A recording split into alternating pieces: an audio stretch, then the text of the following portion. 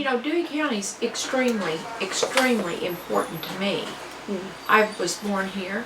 I've lived here. I'm 65.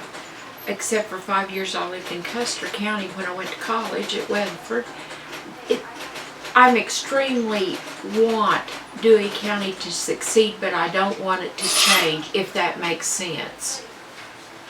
I'm sad we don't still have a grocery store, but I'll drive the 10 miles to Sealand to get groceries. It's important to me that we don't, and I don't like I don't like government changing things to fit Oklahoma City, and it takes away from our way of life.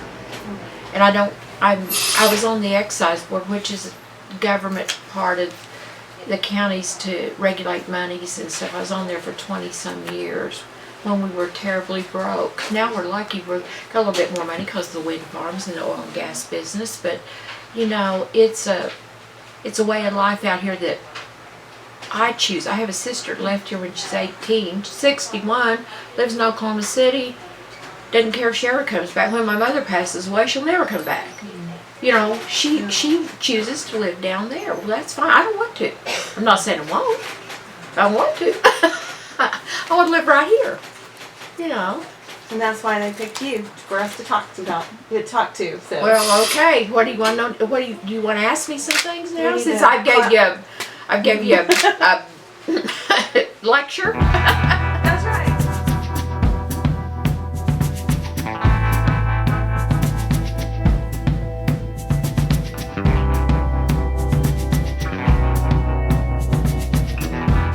Hi.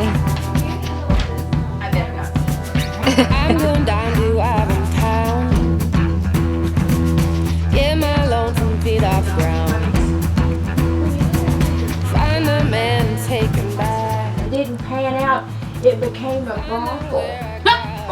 And then it quit being that. I don't know if the ladies got older, the cops got there. I don't know.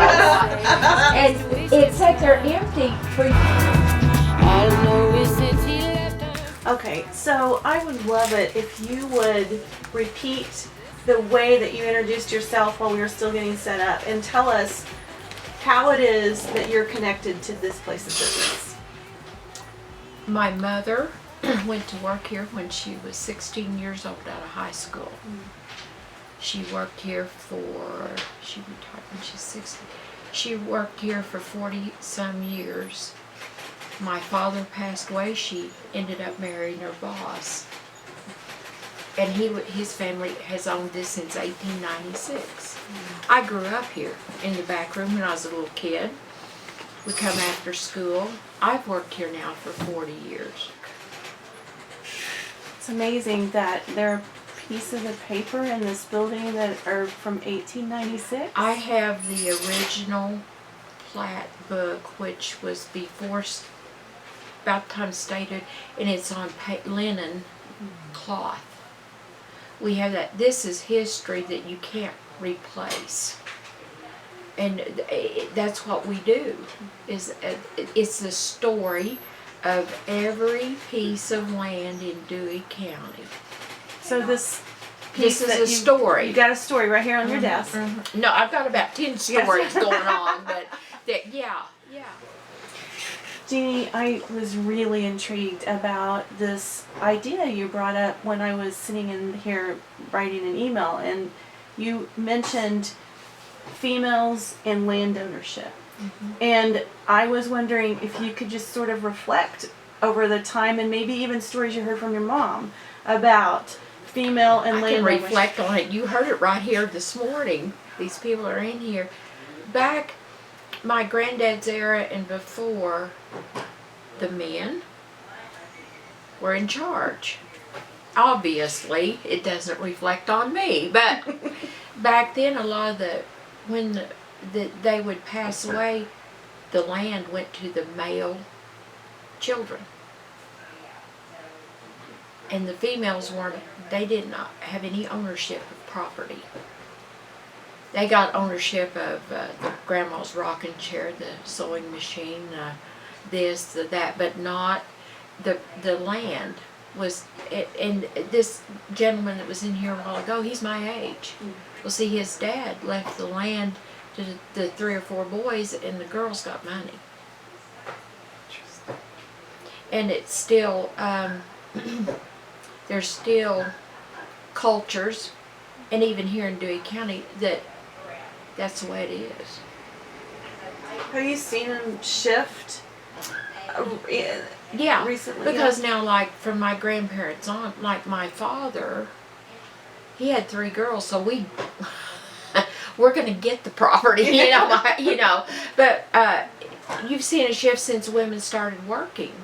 Back when I was a child, I had about the only mother in this town that worked outside the home. Most women were homemakers, took care of the kids, but my folks, they needed income, and she went to work here before her and my father got married. So, but I had one of the only mothers when I was a kid in school that worked for a living. And now every mother works. I mean, there's more working mothers and working women than not, so it's more of an equal. There's things I don't think is equal in work, like in the construction business. Women can talk all they want to about running equipment, yes, but a lot of it, that's a man's world. But a job in here, I'm as equal as any guy that's ever worked here as far as the pay, those kind of things. So that part is good. It's kind of like when women got to vote. I mean, and that goes back to the theory of the men being the smart ones and owning the property. Women weren't. Their job was to cook and have babies. Yeah. And women have got stronger. Not that they're smarter than my grandmother. They're stronger in, yeah, I can do that. Yeah, I'm gonna do that. I can run a company. And they didn't used to think they could because they were told they couldn't because men did it. But I'm still on the page. I like for my husband to open the door. I like him to take me out to dinner. But when it comes to job-related things, but I think it will get more equal if the country will let it. Jeannie, you're sitting here on Main Street in Taloga, and I wonder if you could speak for that Main Street. What kinds of things do you think that Main Street wishes people who drove down it knew about Taloga? That a lot of the people have lived here all their life, and it's not by having to, it's by wanting to, in a sense of pride. I'm happy that I can say I'm from Dewey County in Taloga, Oklahoma. And people that have stayed here through the years have had to be tough because it's been an area until the oil and gas was very deprived on there's no factories out here. There's not anything. You made to live in farming. The one thing going for us is it's the county seat. So there's always been a few jobs. But you lived here because it's a sense of pride. And you won't find anybody that grew up here that's lived here all their life that don't smile when they say they're from Dewey County. But you'll find that in other places. We're not locked in on the only ones, but there's probably 400 people here in Taloga, and 3/4 of them were born and lived here all their life. That really is different, than a metropolitan area. So you're next to the county seat. Is there a jail over there? Yes, ma'am. Okay. And so then, of course, the courthouse is there, obviously. 40 years that's how long you've had this business? Mm-hmm. So can you dish on a couple of interesting cases that have happened in the courthouse in Dewey County? I can tell you one that happened a month ago. I don't know how. It's interesting for what just happened with the Supreme Court. Oh, okay. Okay. The judge here, we went to college together. He was my stepdad's law partner. Mm-hmm. He grew up in Custer County. He came in about a month ago and he said, "Jeannie, I'm getting ready to marry a couple and I don't know if they'll have any witnesses. Would you witness?